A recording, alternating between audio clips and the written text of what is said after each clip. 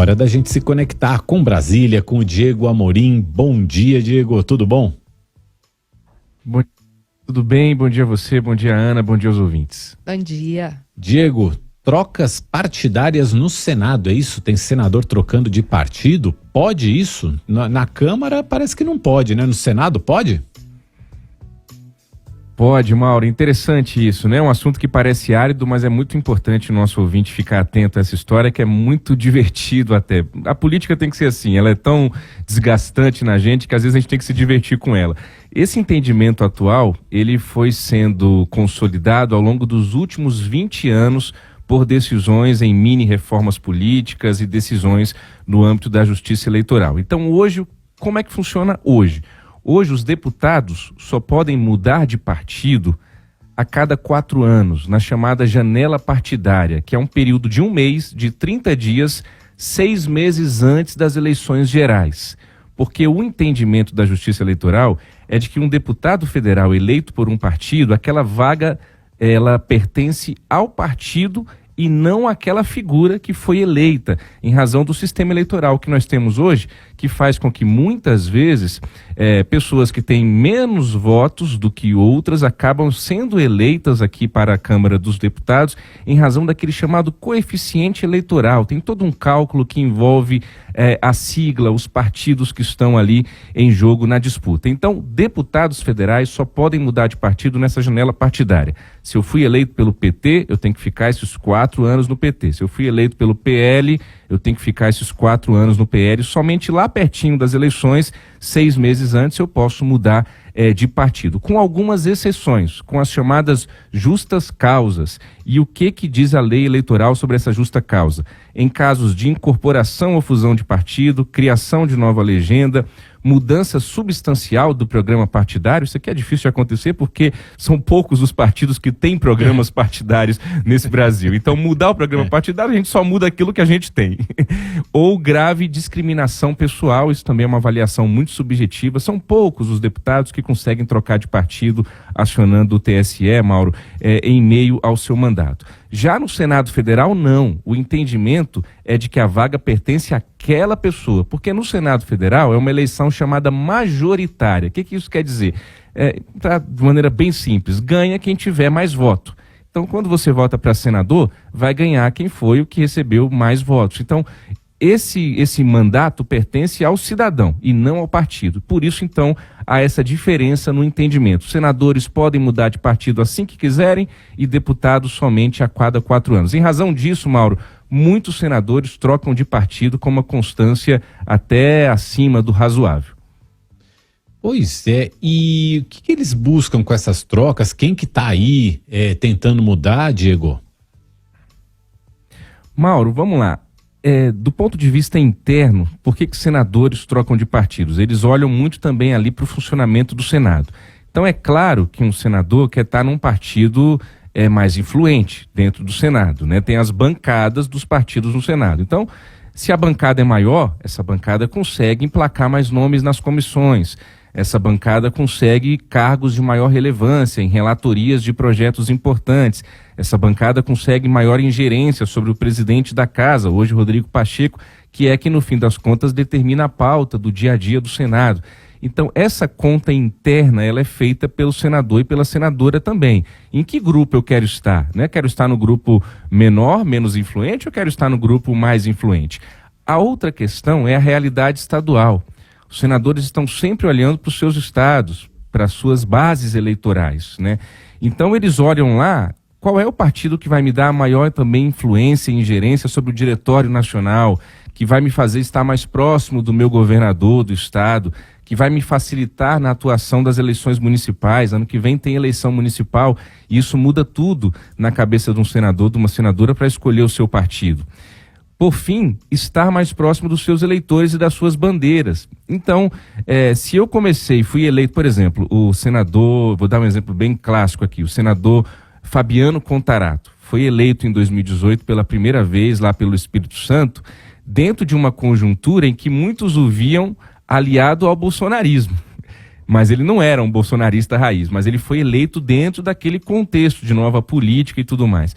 Depois que ele entrou no Senado, foi mudando ali o dia a dia da atuação dele. Hoje ele está no Partido dos Trabalhadores, no PT do governo Lula. Então muitos senadores, alguns conscientes, outros de maneira mais inconsciente, de maneira indireta, vão ajustando ao longo do seu mandato de 8 anos, que é o mandato de senador, essa troca de partido para ficar mais perto daquilo que ele entende que são os eleitores dele. Eu digo, por exemplo, outro exemplo, Eduardo Gomes, senador de Tocantins, que foi líder do governo Bolsonaro. Ele era do MDB, ele era um senador de centro, ele era um senador bem longe de ser um senador bolsonarista também, mas ele foi líder do governo Bolsonaro e decidiu mudar de partido. Ele está agora no PL, partido do ex-presidente, porque passou a ser visto lá em Tocantins como um senador bolsonarista. No final das contas, Mauro, eles querem se manter no poder. E às vezes o pragmatismo ele fala mais alto do que qualquer bandeira, ideologia político-partidária. Eu me recordo de um exemplo muito interessante para o nosso ouvinte perceber isso de maneira muito clara. O senador à época, Eumano Ferrer, lá do meu estado, do Piauí, ele era do PTB, Partido Trabalhista Brasileiro, um partido pequeno, sem nenhuma expressão.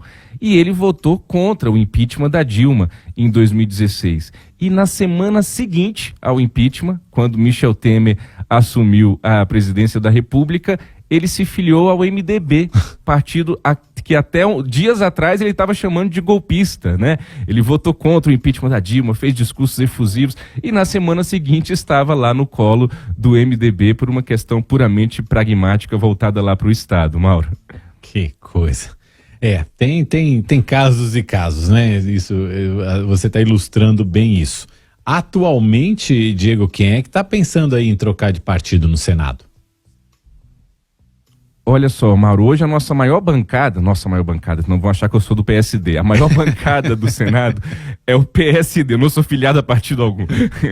O PSD tem 15 senadores, é a maior bancada hoje. O MDB, historicamente, o antigo PMDB, hoje MDB, historicamente teve importantes bancadas no Senado, emplacou os presidentes, Zé Sarney, Eunício Oliveira, Renan Calheiros. Hoje o PSD do Gilberto Kassab é o maior partido no Senado, tem 15 senadores. Depois vem o PL, partido do ex-presidente Jair Bolsonaro, que fez uma importante bancada nas eleições de 2018. Somente depois vem o MDB com 11 senadores. O PT está com 8 senadores. União Brasil 8, Podemos 6 e Partido Progressista 6. Essas são as maiores bancadas hoje no Senado. O que nós temos de troca-troca recente? O MDB ganhou o Alessandro Vieira, um senador de Sergipe, ele que ficou conhecido inicialmente ali no primeiro ano de mandato por emplacar, pelo menos apresentar, não emplacou porque não saiu do papel, aquela chamada CPI da Lava Toga. Olha que interessante, ele foi eleito pela Rede, um partido de esquerda, e foi migrando para o centro. Depois ele mudou para o Cidadania, depois ele foi para o PSDB e agora, recentemente, nos últimos dias, Alessandro Vieira se filiou ao MDB. Ele saiu da Rede e foi parar no MDB. No espectro político ideológico aqui, levando em conta, enfim, o conceito desses partidos, ele saiu da esquerda e está indo ali para o centro, até chamado Centrão, que é o MDB. O Alessandro Vieira ganhou a presidência do Estado, do partido lá no Estado. Ele é hoje o presidente. Geralmente as negociações de mudança de partido no Senado envolvem os comandos das legendas nos seus estados. E o MDB tem conversado com outros senadores, inclusive com o senador Randolfo Rodrigues, que já anunciou sua desfiliação ao partido Rede, historicamente o partido dele, mas ele está ali ainda no sistema do Senado, ele aparece como senador da Rede, embora muito tenha se falado dele ir para o PT, partido do presidente Lula. No Podemos, Mauro, para concluir, a gente já teve algumas mudanças e podemos ter mais. O Podemos, que já teve uma grande bancada no Senado Federal, com um grupo chamado Muda Senado, não sei se o nosso ouvinte se recorda desse grupo, em 2019, primeiro ano do governo de Jair Bolsonaro, se reuniu ali um grupo lavajatista que defendia a prisão em segunda instância, o fim do foro privilegiado, e esse grupo acabou se desfazendo ali às vésperas da reeleição do Davi Alcolumbre. O Podemos ganhou o Rodrigo Cunha, que é um senador de Alagoas, que foi eleito pelo PSDB em 2018 e teve uma passagem rápida pelo União Brasil. Ele também ganhou a presidência do Podemos no seu estado. E a Soraya Tronic, senadora do Mato Grosso do Sul, que inclusive foi candidata à presidência da República pela União Brasil no ano passado, ela se tornou conhecida nacionalmente ali. Ela está indo para o Podemos, deixando então a União Brasil. Ela que foi eleita pelo PSL, que acabou se fundindo com o DEM, virou União Brasil, aí ela foi para a União Brasil, e amanhã ela está confirmando a sua filiação ao partido Podemos, de olho nas eleições de 2026. Ela já entendeu que estar na União Brasil não vai dar a ela uma situação muito fácil para essa reeleição que ela vai buscar ao Senado em 2026, então ela já fez a partir de agora esse movimento, essa mudança partidária. Por quê? Porque cada partido só pode lançar um candidato ao Senado, Mauro. E ela já sentiu que tem mais gente ali no União Brasil querendo ser candidata ao Senado, então ela muda de partido, vai para o Podemos para tentar garantir essa reeleição. O senador Oriovisto Guimarães, que é líder do Podemos, comentou um pouquinho dessa ampliação da bancada do Podemos em um áudio aqui exclusivo para o nosso ouvinte do Jornal do Nova Manhã. Vamos ouvir. A chegada da Soraya Tronic, senadora, que ingressou agora no meu partido, o Podemos, nos enche de alegrias. Éramos em 6 senadores, agora somos em 7, com uma diferença importante. A Soraya é uma senadora que já foi candidata à presidência da República e, sobretudo, porque a Soraya é mulher. E é a primeira mulher que nós vamos ter no Senado pertencente ao Podemos. O partido vai ficar melhor no Senado, vai contar com uma visão feminina que vai agregar muito. Mais do que ser mulher, a Soraya é uma política experiente, que conhece muito de Brasil e que traz muita qualidade, muito conteúdo ao nosso partido. É isso, Mauro. Para concluir, uma informaçãozinha de bastidor, o Podemos está namorando também, para usar um termo aí, um jargão da política, o Cleitinho, que é um senador de Minas Gerais, que foi eleito no ano passado. Ele está atualmente no Republicanos, mesmo partido do Hamilton Mourão, da Damares Alves, também do Messias de Jesus de Roraima, e o Podemos está tentando atrair o Cleitinho. Vamos ver se essa atração vai dar certo. Volto com você, Mauro. É isso aí, são as negociações e as acomodações no Senado, as acomodações da política. O Diego explicou pra gente aí como é que elas funcionam. Diego, obrigado por hoje, até amanhã. Até amanhã.